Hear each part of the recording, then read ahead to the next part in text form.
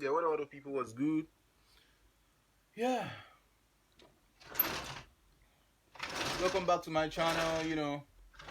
If you haven't subscribed, please kindly subscribe, like this video, and after watching, you can drop your comments in the comment section down below. Today, I'll be talking about the disruption of the pro Amotekun protest in Lagos today. The pro Amotekun protest was the protest about to go against the stand of the federal government and the AGF, who is the Attorney General of the Federation, about Amotekun. Right, when they were, they were claiming that the Amotekun movement was illegal, the Operation Amotekun movement or Amotekun body security body organized by the Southwest governors. They said it was they said it is illegal. They call it all sort of names, right? But this protest was not disrupted in all other states except in Lagos State alone. That's number one. And secondly, we would have seen that almost everything or almost every most of the responsibility of this movement or of this Operation Amotekun that was launched a few weeks ago, most of the responsibility has always been on the shoulders of all Southwest governors. But we all know that okay, this person actually this thing more serious than the other than others, or these people are taking this thing more serious than others. Right? An example: the first two people that I can say that they are more serious than others among all other Southwest governors are Rotimi Akeredolu and Seyi Makinde, right? And even Seyi Makinde is like the most let me just say both of them, but for the fact that it was held in Ibadan, like the launching was held in Ibadan as well. So even though I still can't use that to judge that Seyi Makinde was pro of the protest. I mean, was more pro of the Operation Amotekun or the movement, or more supporting of the movement or carrying the responsibility of the movement. Like, Kai is the one leading the the innovation more than others, because Ibadan has always been the political headquarter of Southwest, since the pre-colonial times, since the ancient time, even until now. Most of all this, anything the likes of Awolowo also want to do, they usually do most of the big things in Ibadan, not Lagos. Of course, not Lagos. When it has to do with politics, they come to Ibadan to do those things. Why? Because there is wide land to do whatever they want to do without without politics intervening or distracting, or just contradicting anything that has to do with the everyday activities of the people. But that's not what I'm here to discuss. Today I'm here to discuss that what's the disruption of the protest today, of the Amotekun pro Amotekun protest today. It was disrupted in Lagos, but not disrupted in Oyo State and other states, Ekiti, Ondo, Oshun, which other state, and Ekiti as well, Ekiti, Ondo, Oshun, Ogun State. It wasn't disturbed there. It was only disturbed in Lagos. And as well, everybody can, even though asiwaju Ahmed Tinubu, whom a lot of people is seen as the number one Yoruba leader, even though I am not seeing him as the number one Yoruba leader. If people say he's the number one leader in his party, of course, surely, arguable, but that's the own part, right? If you say okay, he's the number one leader in Nigeria, I mean political leader. I'm not talking of the administrative or the I'm not comparing to the president, right? But we're talking of the political influence without occupying a political office. You know, we can argue it that he is the number one political leader. Obasanjo is the number one political leader. Babangida is the number one political. You can argue that, right? But it is not arguable to say Tinubu is the number one political leader of Southwest. No, he is not. Like this is the man who usually go against. All he care about is he achieving all his own ambitions, right? He doesn't care about anything, whether something gets done or something gets spoiled. Mhm. As far all he care about is getting whatever he wants. He doesn't have time to help you in any protest, or to join hands with you in protecting the people or something like that. It's not his business. All he wants to do is to become the president. Huh? And he is not ready to put hand in anything that might obstruct that journey for him. So to all those people who used to say, Arole Awolowo, Bawule Uti, shut up your mouth. Just shut up that bumbo clap mouth. Arole Awolowo, bumbo clap. Wait, let me hear what. So, and apart from that, apart from the Tinubu's case as well, during the launching of Amotekun as well, Sanwo-Olu also didn't attend. Sanwo-Olu is not the only one to have attended. He didn't come. He didn't send a representative as well. Oyetola didn't come, but he sent a representative. I think almost all others, about 2 governors didn't send representatives, even though they all sent some press release that okay, this is why they couldn't come, this is that, but we all can see all these things, right? Even though like officially they are in support of it, but we know how things play out. Right? So that's number one. And secondly, the another thing that I want people to know is that Yorubas, we have to be one, or not only Yorubas, right? You see, Nigeria needs to be one. It needs to be one actually.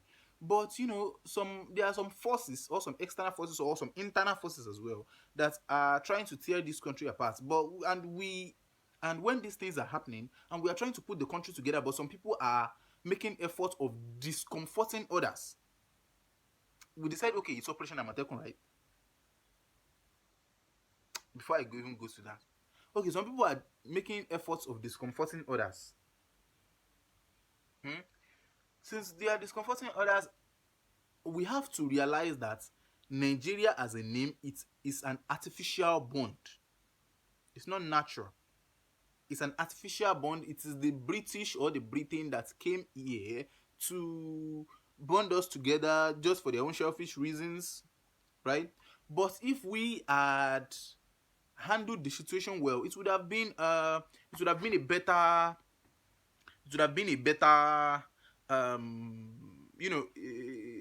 a better instrument for us, for the whole of the country. Before the whites came, before the British people came for colonialism, right? Hausas and Fulanis have always been known for trying to colonize more other territories and trying to invade and conquer more territories to join their empire. Of course, they made efforts of conquering the old Oyo Empire then, right? The Oyole empires, but they were rejected and they were subjected to. But eventually, they were able to capture Ilorin. Then, if those things, if they have not been checked, then they would have, the whole of Yoruba land would have been under the Sultan of Sokoto by now, traditionally. So that is it. And if that has happened, even what's the name? The white men don't even need to be calling us Nigeria. They will just call it, okay, everything will just be Ariwa. But that's a part. The point I'm trying to make is that Yorubas have to know that you guys are one. And whether you like it or not, and the reason why Nigeria needs to be one is this. It is supposed to reduce all this clash of Hausas trying to conquer Yorubas, Hausa trying to enslave Yorubas, Hausa trying to put Yorubas under them, or the Yorubas trying to put some Igbos under them, because the older empire as well were expanding their empires toward the Igbo land as well. All these Benin, Calabas, and whatever, they are like the influence of the older empire was getting through there, and they are commanding all the any order from the Alaafin of Oyo in the olden days usually reach Benin at times, before Benin could be able to get their shit together, and they are able to also establish a stronger kingdom. And that was when Oyo Empire stopped disturbing them a little bit. So all this Calabar, whatever, Oyo Empire was just conquering things along. They don't care. So the point I'm trying to make is that we are one, right? Hausa is one, Igbos are one. They are different tribes. So, but we have to recognize these things that okay, This is our land, this is our culture, this is our belief system, this is our interest, this is what we want, this is what they want, right? So we will now have to adjust that to each other to reach out for a conclusion. The launching of Amotekun has shown, it's like I see the launching of Amotekun as I think I'm going off points here, right? I'm thinking I'm going off points. But the point I'm trying to make is that the launching of Amotekun is simply is simply a a show of grief that the Fulanis, who are the Mietiala, the Fulani headsmen, they are killing our people, and the federal government is not doing anything about it. And I am sure that the leaders, who are the governors and senators, they would have done a lot to make the governor, the president, and the presidency as well, or the federal government, to realize that something needs to be done, which they are not doing. The people who can't even conquer Boko Haram and defeat them and trash them away. Hmm? They want to turn Yoruba land to Maiduguri. No. In short, we have to, you know, what the federal government should do is to call these aggrieved governors and tell them, okay, what exactly do you want? How do you think we can make this work? So if the federal government is trying to say, oh, you must cancel Amotekun, you must do this, you must do that, then that means they have an ulterior plan. They are actually being the one motivating these people to be killing Yoruba people. Yes, that's it. And if they know that they are not behind those things, and they are not motivating those the Hausas and Fulanis who are calling themselves headsmen, if they know they are not the one behind all this, what they should do is to call these governors and try to sort things out.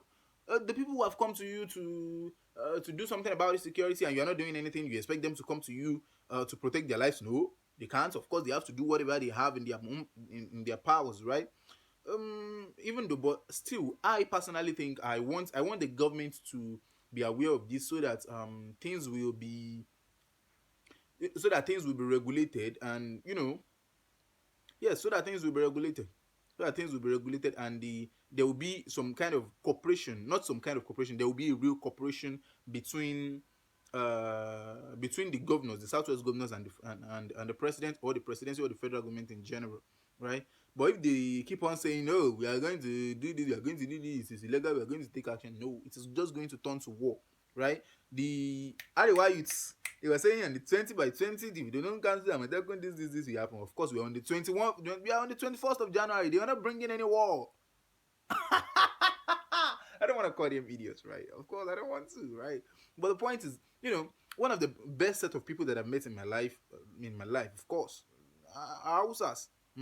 Of course, even considering some Hausas I've met, of course, I prefer them more than Yorubas. I'm not gonna lie to you. The security to be around them, a lack of conspiracy, that's when someone is conspiring, except when anything that has to do with things like tribe, and when tribalism start getting. But apart from that, but when it comes to a man-to-man, personal, individual things like that, Hausas are the best. I'm not gonna lie to you. Like, there's nothing like conspiracy. I'm not gonna lie to you. I've been a Yoruba man as well. Among the Yorubas, Yorubas and other tribes. I don't want to say we betray each other. Apart from the fact that we are the same Yorubas, but we have this. A little thing can cause envy. A little thing can cause jealousy. A little thing can cause all sorts of things like that. But which is actually in Hausa as well, but it is really, really low. Really, really low, that I usually feel some kind of comfort among them, right? So, and let me tell you, almost every have I ever conflicted? Of course, I've had conflicts with Hausas before, right? And almost every conflict I've had with any Hausa group or any Hausa man before has actually been for a certain reason, not just for envy, not just for jealousy, not just for backbiting. The nonsense that I usually fight over with my brother, with my Yoruba brothers, right? But with Hausas, it's usually be for tangible reasons, maybe for money, maybe for how someone he altered some words towards me, or I altered some words towards him or her as well.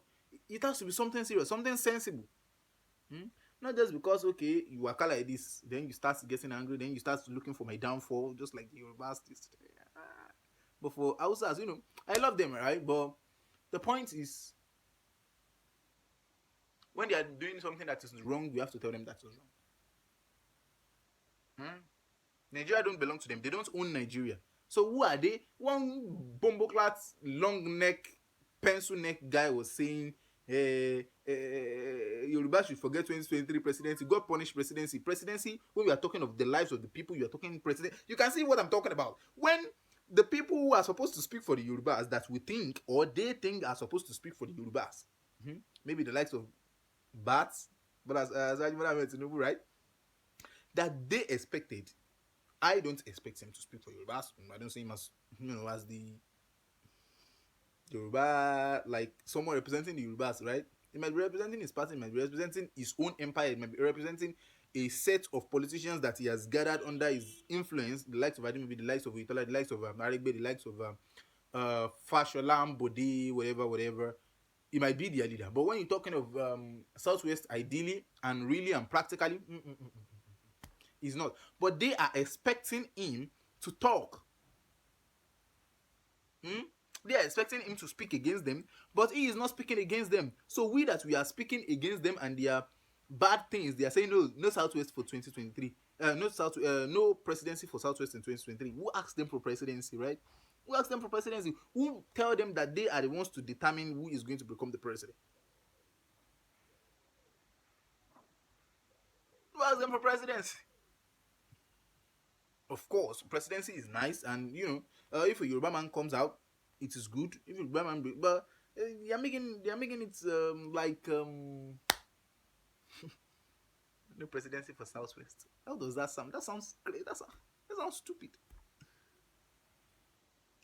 No presidency because we are protecting our lives.